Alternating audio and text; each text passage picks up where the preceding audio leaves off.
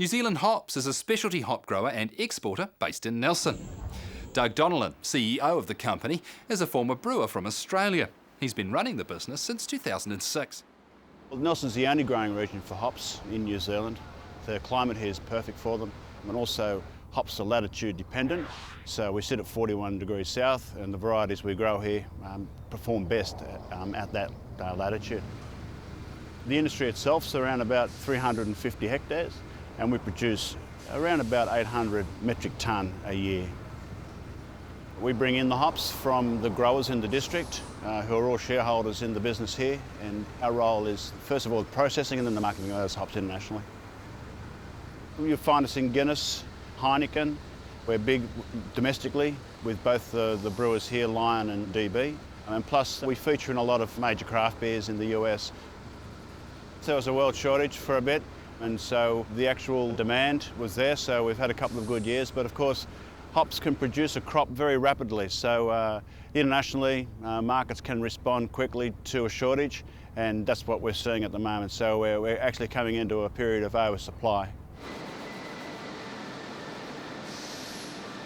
The main parameter that hops are purchased on and also tested for is what's known as their alpha acids, and the alpha acids determine what the bitterness potential is of a variety of hops. So hops with high alpha acid are used for bittering, and hops with lower alpha acid generally have higher oils and are used for aroma. Pretty good hops, aren't they? Again, lots of cones in this one. But what you're trying to do is you're trying to open up the lupulin gland, which is the inside part which carries all the alpha acids and the resins, then the essential oils for the aroma, and you're trying to open it up and get your nose in there and be able to smell the characteristics in the hop itself. What we have here in front of us is this is what's known as a brewer's cut. These are leaf hops. This is how the hop comes in, and this is a cut straight out of a bale. Originally, these are how the hops would have been used traditionally. All hops would have probably gone into beer in this form. Today, we convert them through a hammer mill and produce a pellet. This is done for a number of reasons. It stabilises the hops, but also easier for transport. And then again, from this point, we can take it down into an extract. And this is another form that we produce it into.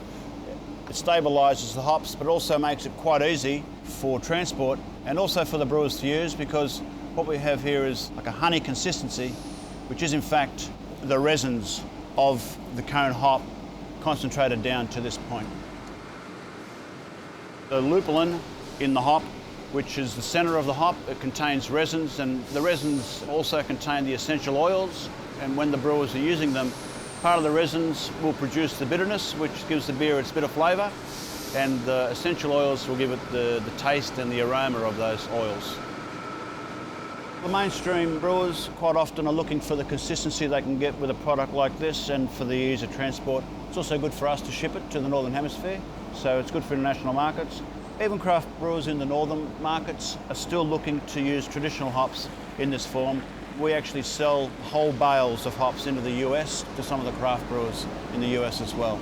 But generally, still today, pellet form is used by both craft brewers and also in the mainstream. We do sell hops based on the environmental footprint. We're the world's largest producer of organic hops, and New Zealand fortunately is in a position where we don't have a lot of the problems with disease that they have in other parts of the world, so we can produce our hops spray-free.